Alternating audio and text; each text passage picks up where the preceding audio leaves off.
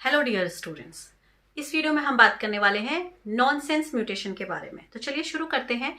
Nonsense mutation आपका it is one of the type of a point mutation, यानी कि इस प्रकार के म्यूटेशन में भी आपका क्रोमोसोम के स्ट्रक्चर पे प्रेजेंट जो जीन्स होंगे वो एक फिक्स्ड पॉइंट पर आपका अपने आप को ऑल्टर कर रहे होंगे। यानी कि पॉइंट म्यूटेशन को अगर हम रिकॉल करें तो उसमें क्या होता है, क्रोमोसोम्स पर आपका जो नॉर्मल जीन होगा और जो म्यूटेटेड जीन होगा वो एक फिक्स्ड पॉइंट पर ही आपका वेरी करता है, इसीलिए हम इसे पॉइंट म्यूटेशन कहते हैं। जब हम बात करते हैं नॉनसेंस म्यूटेशन की, तो नॉनसेंस म्यूटेशन में क्या होता है इसको आज हम समझते हैं। देखिएगा, ये है हमारा नॉनसेंस म्यूटेशन। तो चलिए शुरू करते हैं। नॉनसेंस म्यूटेशन को समझने के लिए देखिए हम क्या करते हैं। आपके पास फॉर एग्जाम्पल के लिए कैग कोडॉन था। Alright, you had CAG codon. अब आपके पास मान लीजिए ये एक आपके पास एक नॉर्मल न्यूक्लियोटाइड का स्ट्रेच था। It was a normal nucleotide strand. Alright, यानी कि इस पर आपका कोई प्रॉब्लम नहीं थी, everything was okay, everything was fine. ठीक, जो दूसरा स्ट्रैंड था आपके पास उसमें आपका CAG, CAG, CAG, TAG and CAG। सो क्या हुआ यहां पर, आपका इस पर्टिकुलर फिक्स पोजीशन पर, ये वाली पोजीशन पर जो C था आपके नॉर्मल स्ट्रैंड में, उसी सेम फिक्स पोजीशन पर C की जगह पर आपका आ गया है T बेस। ठीक है, यानी कि यहां पर क्या हुआ, इस पोजीशन पर, इस फिक्स्ड पोजीशन पर प्रेजेंट जो बेस है वो म्यूटेट हो गया, वो चेंज हो गया, वो ऑल्टर हो गया। अब आपका जो ये कैग कोडॉन होता है, कैग कोडॉन क्या करता है, ये आपका ग्लूटामिक अमाइनो एसिड की सिंथेसिस करता है। ठीक है, CAG is responsible for the synthesis of amino acid. जैसा कि हमने सीखा है कि जब न्यूक्लियोटाइड एक दूसरे के साथ, तीन न्यूक्लियोटाइड अगर एक दूसरे के साथ पेयर अप होते हैं तो उसको आप कहते हैं कोडॉन। जैसे कि मैंने आपको बताया ये तीन न्यूक्लियोटाइड थे आपके, साइटोसिन, एडेनिन और ग्वानिन। जब ये तीनों एक दूसरे साथ क्लब हो जाते हैं तो आपका जब ये तीन का क्लब बनता है इसे आप कोडॉन कहते हैं। और एक पर्टिकुलर कोडॉन एक पर्टिकुलर अमाइनो एसिड की सिंथेसिस करता है।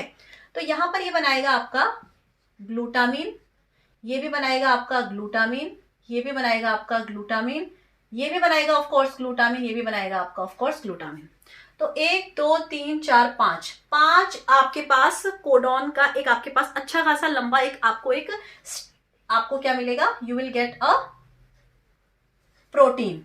क्योंकि ये जब अमाइनो एसिड एक दूसरे के साथ जुड़ेंगे पेप्टाइड बॉन्ड के थ्रू तो क्या बनाएंगे, एक long chain of amino acids calls protein. तो वो प्रोटीन बनेगा। ये आपका कहलाता है प्राइमरी स्ट्रक्चर ऑफ प्रोटीन। ठीक, ये प्राइमरी स्ट्रक्चर अपने आप को कॉइल करेगा और अपने आप को कन्वर्ट करेगा सेकेंडरी स्ट्रक्चर ऑफ प्रोटीन में। अपने आप को इस तरीके से ये फॉइल करेगा अपने आप को ये स्टेबलाइज करने के लिए। अब यहां पर क्या होता है, इसी सेम पोजीशन पर, ये नॉर्मल था आपका बेस साइटोसिन, ये आपका अब आपका क्या हो चुका है, म्यूटेटेड। यहां पर आ गया है थायमिन। जब आपका ये ट्रांसलेशन प्रोसेस में जाता है स्ट्रैंड, तो यहां पर क्या होती है, नॉनसेंस रीडिंग होती है।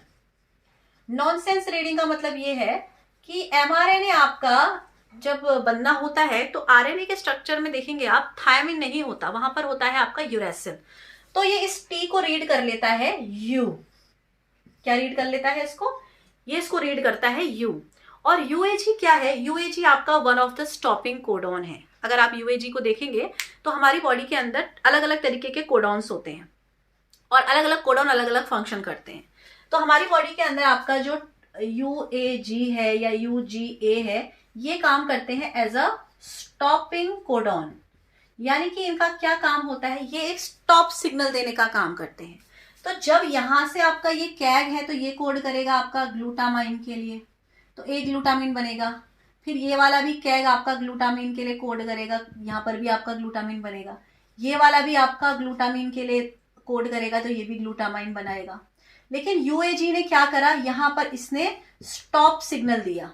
तो जब ये तीन एक दूसरे के साथ जुड़ेंगे तो ये फर्दर आगे ये वाले जो नेक्स्ट ग्लूटामिन थे वो इसके साथ लिंक नहीं कर पाएंगे। यहीं पर पॉलीमराइजेशन क्या हो जाएगा, रुक जाएगा। यहां पर आपका पेप्टाइड बॉन्ड की फॉर्मेशन रुक जाएगी, क्योंकि यूएजी क्या करेगा, एक स्टॉप सिग्नल देगा। तो जब यूएजी ने एक स्टॉप सिग्नल दिया तो अब आपके पास ऊपर वाले में नॉर्मली 5 स्ट्रेच का आपके पास स्ट्रैंड मिला था, यहां पर आपको जो स्ट्रैंड मिलेगा वो सिर्फ 3 अमाइनो एसिड वाला है। तो आपको एक बहुत ही short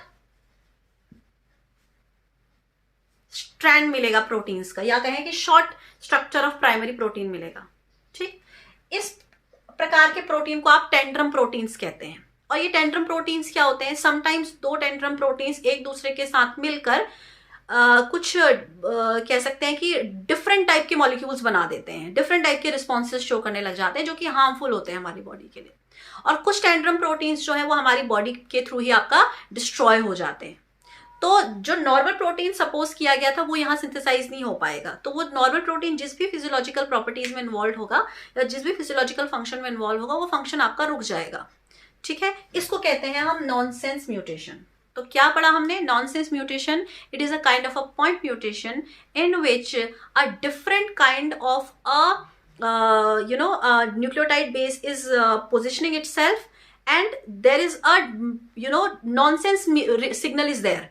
There was presence of thiamine, but during the translation process it has been coded as uracil. So nonsense reading यहाँ पर होती है। So thiamine की जगह पे uracil की रीडिंग हो गई और uracil यानी कि U, और आपका एक डिफरेंट कोड वहां पर प्रेजेंट हो गया, डिफरेंट कोडॉन वहां पर आ गया, और वो डिफरेंट कोडॉन एक अलग ही प्रकार के अमाइनो एसिड को सिंथेसाइज कर रहा है। या कहें कि वो अमाइनो एसिड सिंथेसाइज नहीं कर रहा है, वो डिफरेंट कोडॉन जो है वो वर्क करता है स्टॉपिंग कोडॉन की तरह। तो उसने क्या करा, पॉलीमराइजेशन को स्टॉप सिग्नल दिया। तो पॉलीमराइजेशन आपका लंबा नहीं हो पाएगा, एक शॉर्ट, एक टेंड्रम प्रोटीन की सिंथेसिस होगी। एक आपका जो प्राइमरी स्ट्रक्चर बनेगा प्रोटीन का वो शॉर्ट बनेगा, उसको आप टेंड्रम प्रोटीन्स कहते हैं। और टेंड्रम प्रोटीन्स का हमारी बॉडी के अंदर हार्मफुल इफेक्ट्स देखने को मिलता है, या तो वो आपकी बॉडी के थ्रू डिस्ट्रॉय कर दिया जाएगा, तो जो भी एक्टिविटी होनी थी इस स्ट्रैंड के थ्रू वो डिस्टर्ब हो जाएगी, बैलेंस जो है जेनेटिक बैलेंस वो आपका कहीं ना कहीं अफेक्ट होगा, या आपका 2 टेंट्रम प्रोटीन्स एक दूसरे के साथ मिलकर आपका एक different harmful physiological response show कर सकते हैं, वो भी हमारी बॉडी के लिए हार्मफुल है। So this is what about nonsense mutation. Next video में हम बात करने वाले हैं फ्रेम शिफ्ट म्यूटेशन की, तो बने रहिएगा हमारे वीडियोस के साथ। और अगर आपको ये कंटेंट पसंद आता है तो वीडियोस को लाइक करा कीजिए, चैनल को मेरे सब्सक्राइब कीजिए और अपने दोस्तों के साथ इसे शेयर करिए, ताकि सबको लर्निंग का जो है आनंद आ सके। सब हमारे स्टूडेंट्स जो हैं वो बेसिक कॉन्सेप्ट्स को ईजी से ईजी लैंग्वेज में मैं कोशिश करूँगी समझाने की, उन तक भी वो वीडियोस पहुँच सकें। Thank you so much for watching my video.